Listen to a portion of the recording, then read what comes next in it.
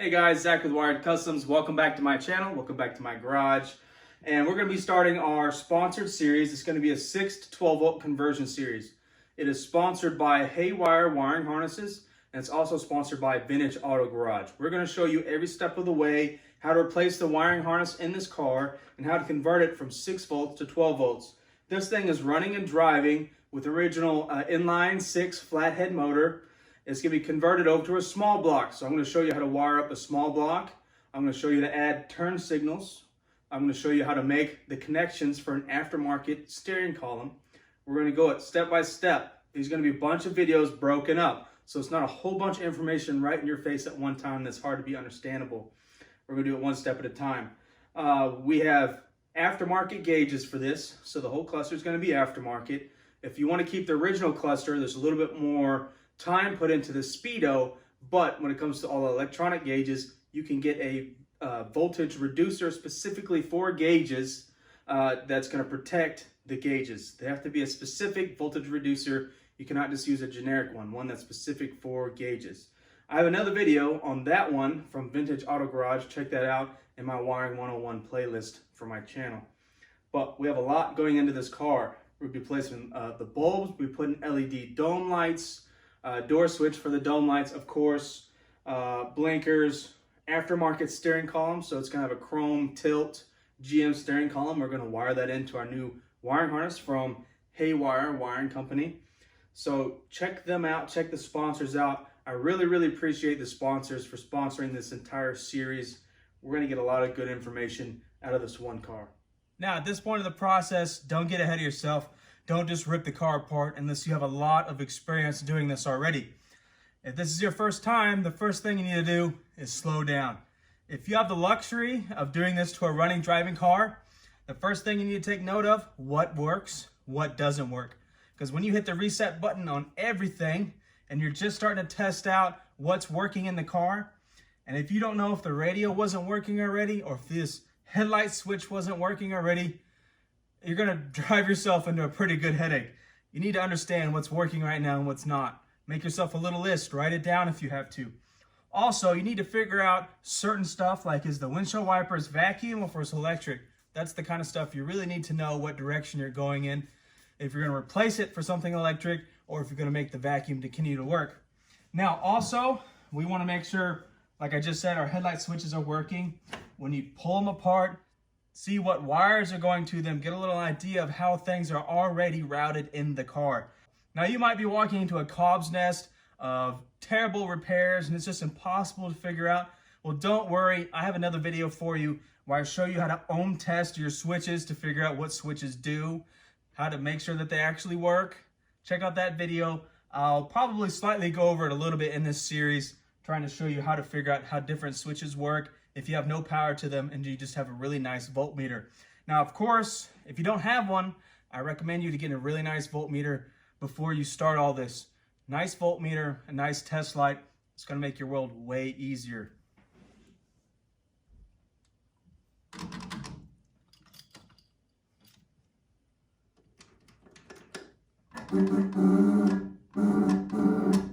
Doesn't sound like my horn's working very well.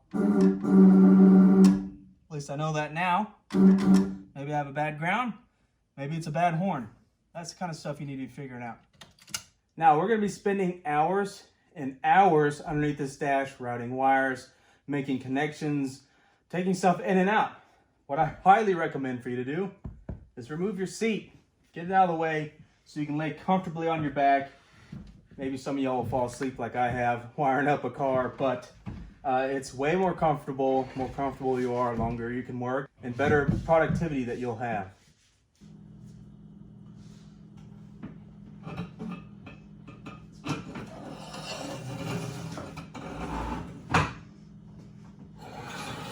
All right, so now we have really good access to everything underneath this dash. Take note of where your wires are going. If it's drivable, if it works, get a voltmeter, test lights, see where your powers and grounds are. If nothing works, kind of get an idea about your wires. But everything has to get hooked up a certain way and we can't ohm it later. So let's go ahead, for me, go ahead and let's take all of this out and I'm gonna hit the reset button on all these switches. So now a part of this process is figuring out where the wires, how they were ran. So here's my taillight wires. I don't really like it that much. I'm gonna change it up a little bit when I do it, but it's gonna go across over here, then go to our other taillight, and I needed to figure out where that came from. So I started doing some research, and they put the wire underneath this step plate right here, and they just taped it down, and then it runs pretty normal for it to run right here in this panel. So what I'm gonna do is note that, disagree with it, and put my wire somewhere else. So you have a couple options. Some of the later cars actually have a cutout for a wiring harness right here, so the wires don't get stepped on like this. So this is gonna get stepped on probably almost every single time you get in and out of this car. I'm not a fan of that. We can run it real close right here, just on the outside of that step, so it's just in the carpet. Least likely to be stepped on right there. Then when you don't have any other options, or it seems more plausible, you can run it down the center here, depending on how your carpet's laid out, depending on your floor. Then some other cars, you're gonna go right out the firewall down and on the frame all the way back. So you have a couple different options. It's up to you how you want to run it, but keep it from where you're actually stepping on it. This is not okay. All right, so I'm ready to start taking this car apart. Now I have a good idea where everything's at, and I have a good idea of what condition my components are at. First thing we want to do before we take anything apart anywhere is we're going to disconnect the battery and completely remove it from the vehicle.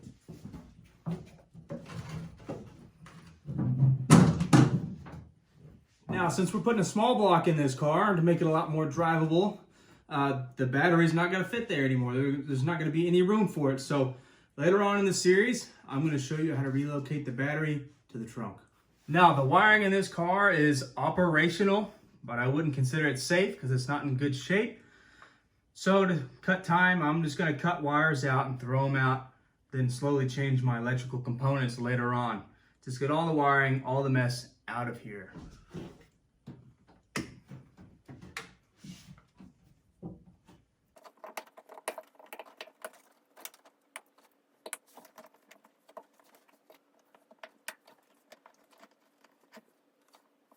One thing I really like about this Haywire wiring kit, well, you really got to bark right now?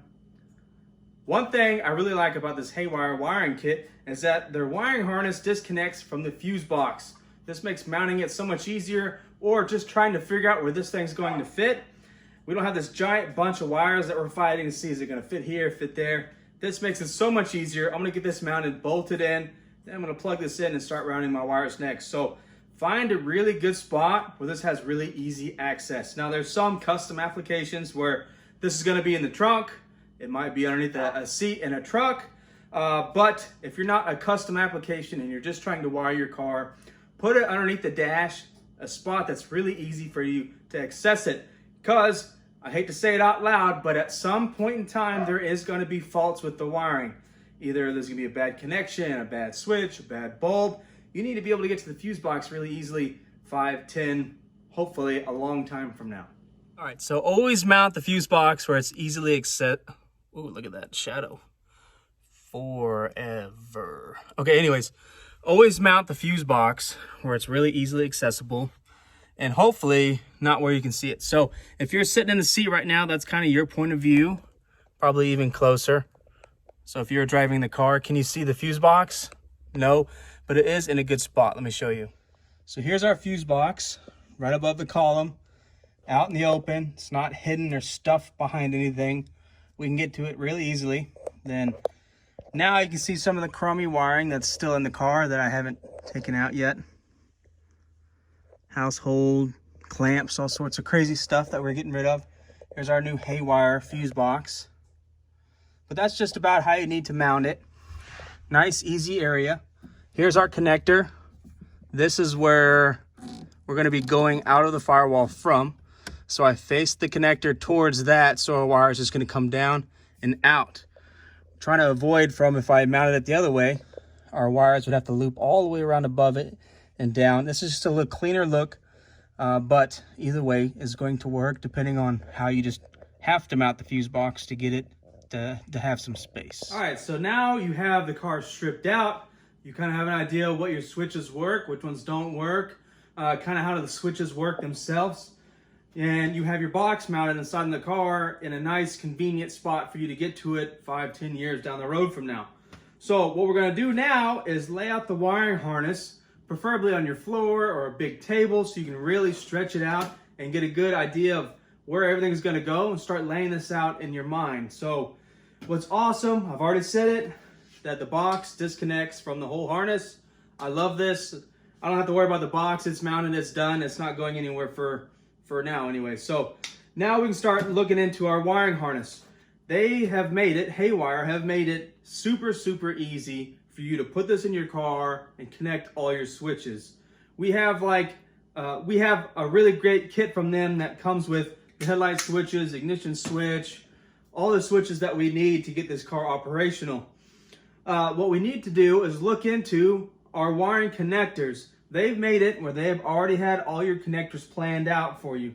So what we have here, let's start from top to bottom, is we have our ignition connector. So this is a connector that's going to connect into the harness, and you can wire this right into your switch, either the switch that they provide you or the switch that's original to the car. So you don't even need to make any connections. All you have to do is wire this into your switch. They've already give you this awesome connector. All right, moving on down, we have a 3-prong connector, and the 3-prong connector is for the high-low beam here. So just gonna connect this right in here, plug this into your high-low beam switch that's gonna be on the floor. So stupid easy. The kit that we got also comes with the high-low beam switch. Boom, we're hitting the reset button on everything. Later on in this series, I'll have a video of just connecting the column to your wiring harness so we don't blow all this information all into one video that's like 2 hours long. So we're going to try to keep these short and sweet and very understandable for you guys. They give you the connectors for the GM style connector. And if your column isn't running a GM style, let's say you have like a 67 Mustang and has that really weird connector for the column, you can cut those wires out and put it into a GM connector. Boom, brand new connections. So a couple other things that this kit comes with is new alternator wires, connectors for the headlights. So we're going to put brand new connectors on the back of the headlights. I love that. Hit the reset button on everything that's electrical. Make it nice and fresh. Another great feature from Haywire is this ground setup that comes with their wiring harness. This is perfect for those fiberglass bodies, those speedway kits, stuff like that, making a T-bucket. This allows you to ground everything that needs to be grounded in the harness without you going out and buying extra wires. It comes with it. You may use it, or if you have an all steel body, ground locally, nice clean grounds. We'll show you later on in this series how to connect this steering column, and it's its own video. And we'll show you later on in this series how to make good positive grounds locally to whatever electrical thing you're running.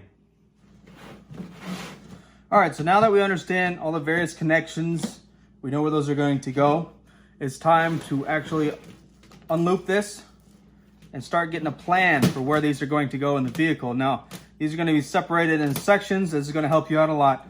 This is why you probably need a bigger table than what I'm showing you guys on right here.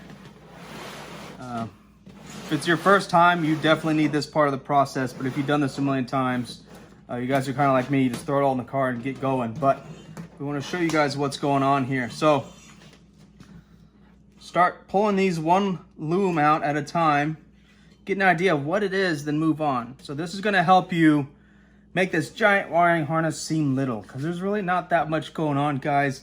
No need to overcomplicate this. So orange and white, usually this color is used for a brake switch. So what's awesome is that these wires are completely labeled throughout, start to finish.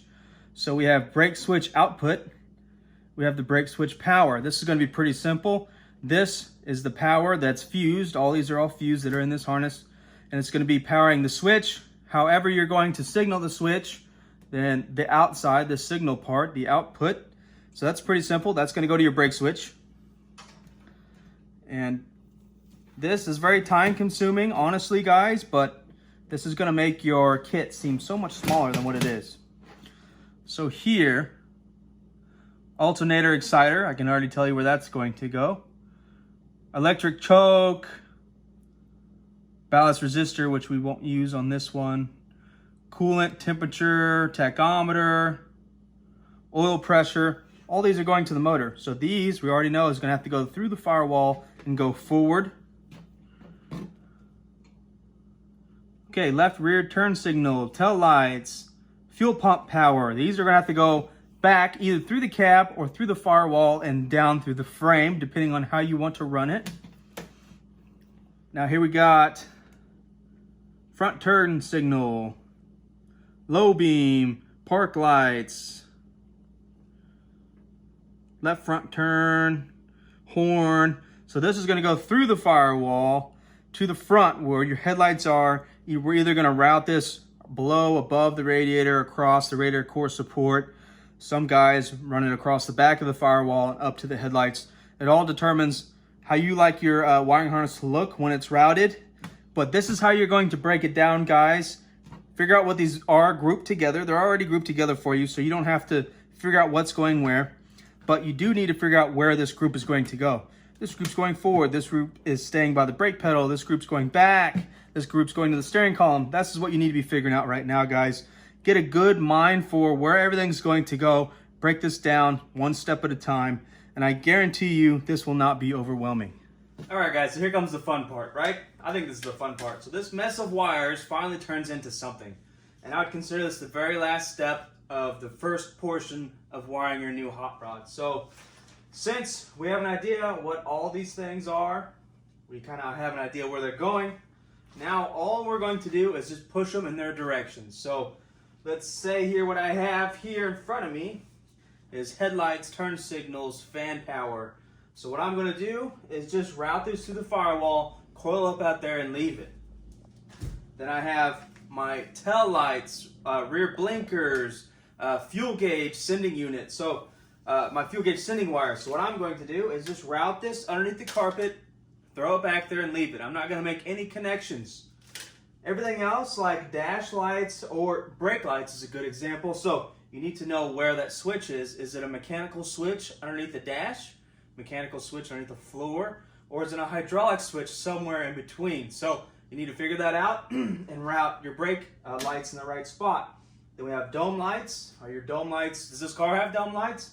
My dome light is way in the back here, so that needs to go back with my brake lights in the same harness. So this is the kind of stuff you guys need to start figuring out for your build, your vehicle.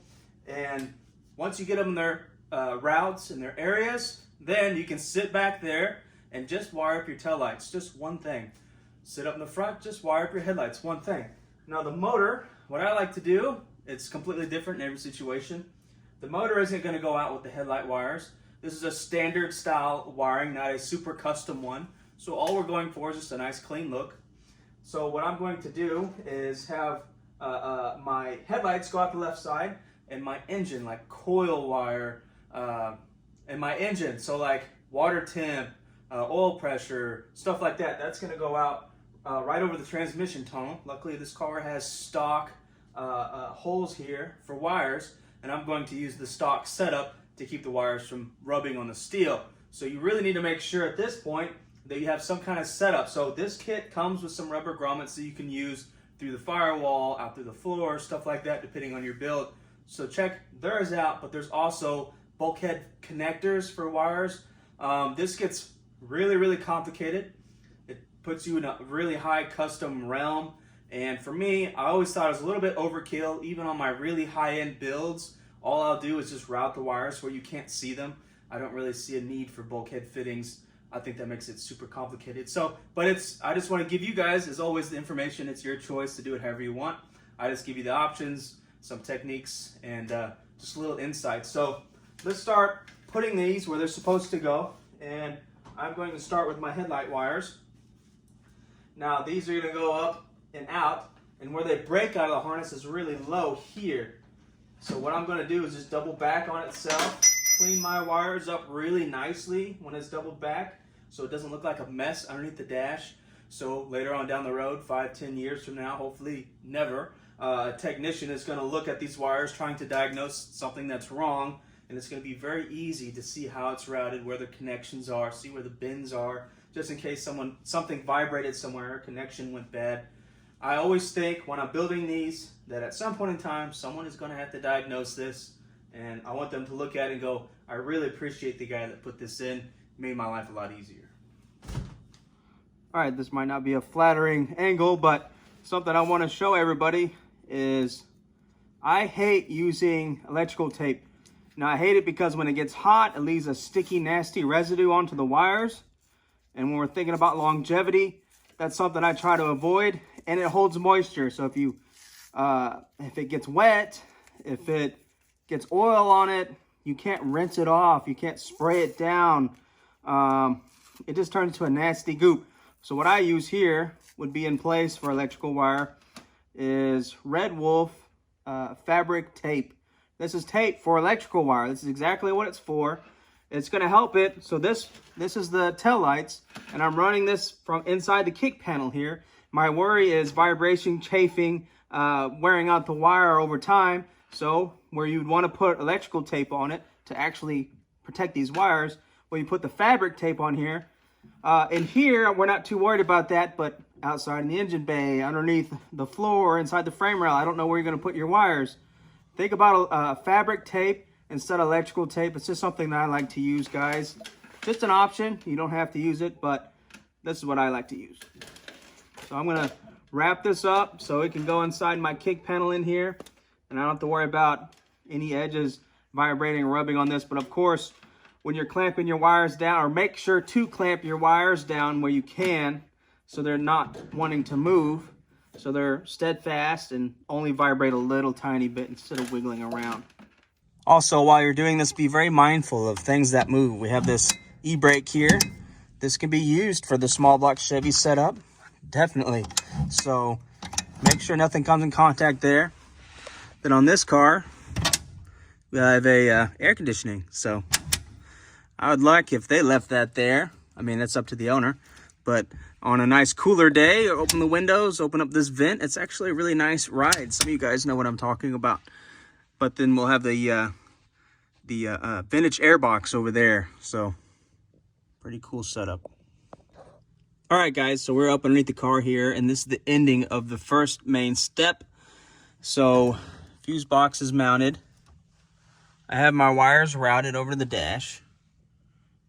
So here, so we have, this is the connector for our dash wires. So that's just going to get connected there. This is our steering column. So I got to just make this into the proper connector, and it'll plug into our GM steering column that's going to be here, that's not here now. We have our wires. Move some stuff out of the way. We have our wires here. This is routed for the motor, everything for the motor, tack, a couple controls for the sniper, because we're going to have a sniper out here, because it's going to have a small block Chevy. So if I haven't said it yet, I hope I have. I'm wiring this up for a small block Chevy, but it has an inline flathead in it right now. So I'm just getting wires where they need to be. So we have our solenoid wires here too. So our starter solenoid, our main power for the whole fuse box right there going through the firewall. Then on this side, going through the firewall, is all of our blinkers, headlights, high-low beam. So that's everything right there. Everything else that's out here, so let's just basically go through it, not one thing at a time, but what else do we have here? Oh, this is our vintage air, so we have the power, grounds, everything for that. So that just needs to get routed across the dash up in there nicely. We have our battery wires, brake switch, which I need to run the brake switch out with these wires actually, so I missed my own step here. Then we have everything else that's going to the dash up in there.